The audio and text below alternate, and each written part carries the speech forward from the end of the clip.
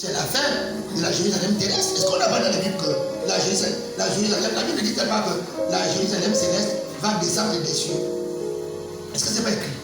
Dans l'Apocalypse, on nous dit qu'il y a le nouvel Jérusalem qui est arrivé, non? Mais eux, ils discutent quoi? L'ancienne Jérusalem, où il n'y a ni arche de l'alliance, ni Saint-Esprit. C'est du grand n'importe quoi. Donc, c'est pourquoi je disais que ce sont des imposteurs. Jérusalem est une imposture à géométrie variable. En fait, ceux qui réclament être les possesseurs de Jérusalem, les propriétaires de Jérusalem, Dieu ne les connaît pas. Dieu ne les connaît pas. Est-ce que ça veut dire que Dieu n'a pas sur la terre des personnes qui vont être les jeunes? Mais bien sûr. On va un peu aborder On va maintenant aborder qui sont les vrais propriétaires de Jérusalem. Qui sont les vrais propriétaires de Jérusalem? La Bible est claire. Comment faire pour être, pas propriétaire, pour hériter de Jérusalem? Dieu a mis les conditions. Alors, nous allons d'abord les regarder rapidement. Toujours, nous sommes tous dans le texte de psaume 24. Je crois que les musulmans sont avec moi aussi considèrent les psaumes comme des livres saints. Ça veut donc dire que ça, ils savent que ce que je dis c'est vrai. Si le psaume là est un livre, si le psaume, les musulmans, si vous considérez le psaume comme les livres saints, cela veut dire que vous êtes d'accord avec ce qui est écrit. C'est ce qui est écrit que je n'interprète pas. Bon, maintenant, qu'est-ce que le texte dit? Le texte dit, regardez. Qui pourra monter à la montagne de l'Éternel? Regardez, qui pourra monter à la montagne de l'Éternel? Qui s'élèvera jusqu'à son lieu saint? C'est la question.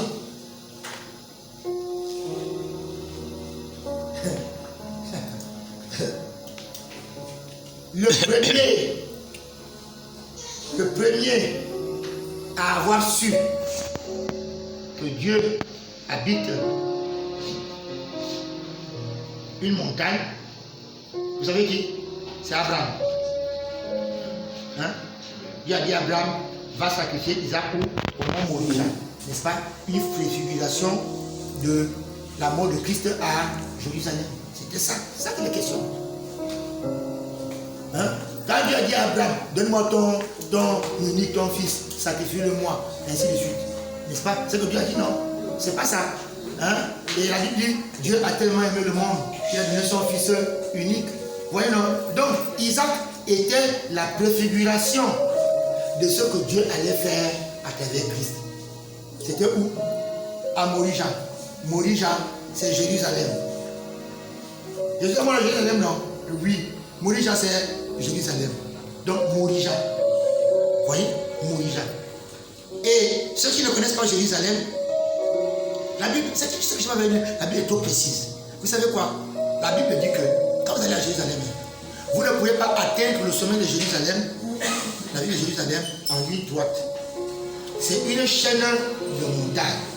C'est une chaîne de montagnes avec plusieurs têtes. Mais Dieu n'est pas dans toutes les montagnes. Toutes les montagnes qui sont autour de Jérusalem là. Hein? Parce que Jérusalem se trouve à 800 mètres au-dessus de la mer. C'est une très haute. Moi j'y étais. Et Jérémie dit que c'est le trône de Dieu. Jérusalem est le trône de Dieu. C'est là où il y aura le jugement dernier. Hein? C'est là où Dieu va mettre terme au ministère de Satan sur la terre. C'est là où se trouve le torrent du Cédron.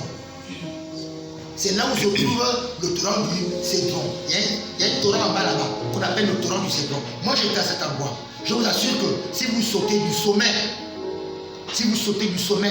de là où je vous parle, pour aller en bas, vous ne vous retrouvez pas. Jérusalem, c'est une ville mystérieuse. Quand vous êtes à un côté, vous croyez que vous pouvez traverser comme ça, vous êtes à Jérusalem. Mais quand vous êtes à un autre endroit, c'est une falaise.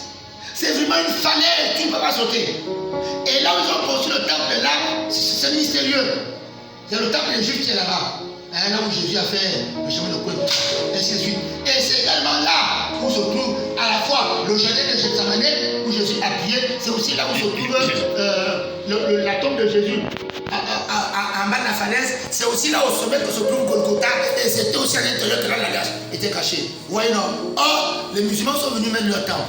Les Juifs aussi ont mis leur temple. Or, là, l'alliance n'est ni dans le temple des musulmans, ni dans le temple, ni dans la mosquée des musulmans, ni dans... Les Juifs cherchent l'alliance. C'est récemment qu'on venait de découvrir l'alliance.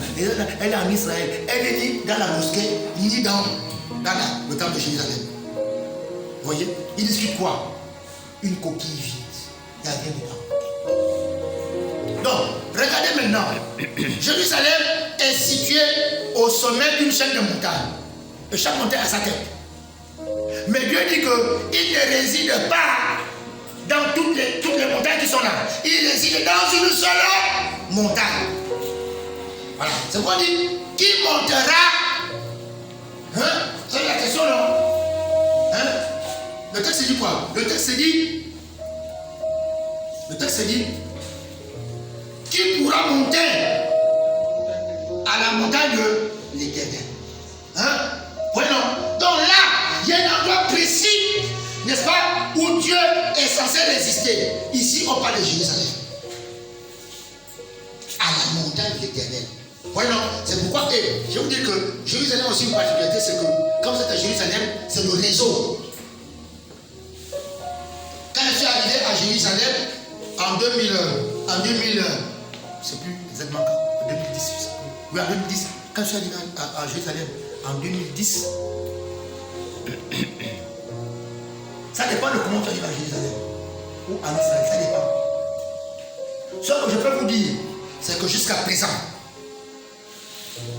la présence de Jésus est encore palpable en Israël. Ça, je peux vous le dire. La présence de Jésus.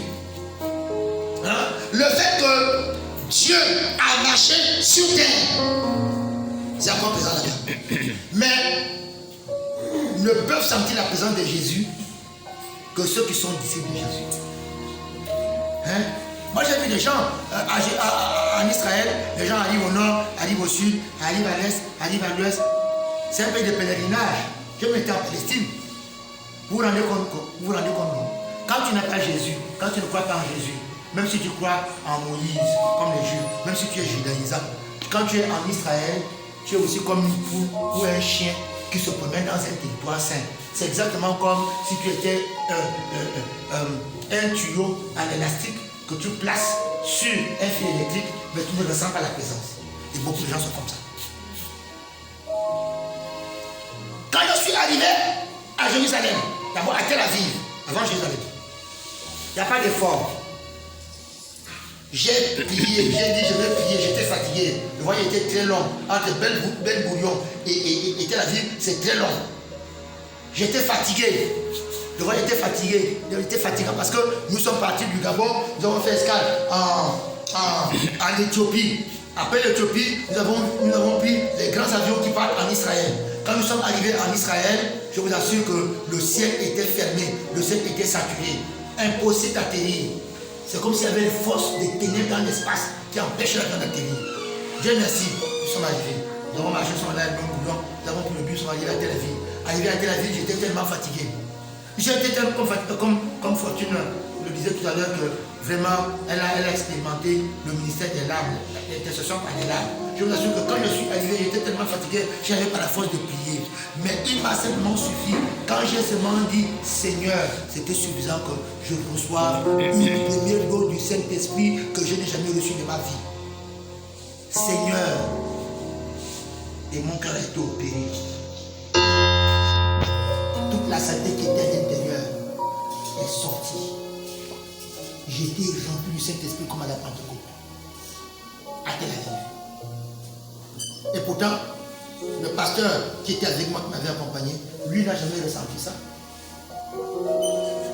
Puisque lui, il est parti là-bas pour escroquer une brebis. Vous voyez, lui il est parti pour escroquer une brebis. Il y avait une brebis dans son église, qui priait dans son église, qui avait amené près de 800 000 francs CFA là-bas. Et lui, il est parti là-bas avec l'idée d'escroquer les 800 000 francs CFA. Donc, il n'est pas parti pour chercher Dieu, il est parti pour aller escroquer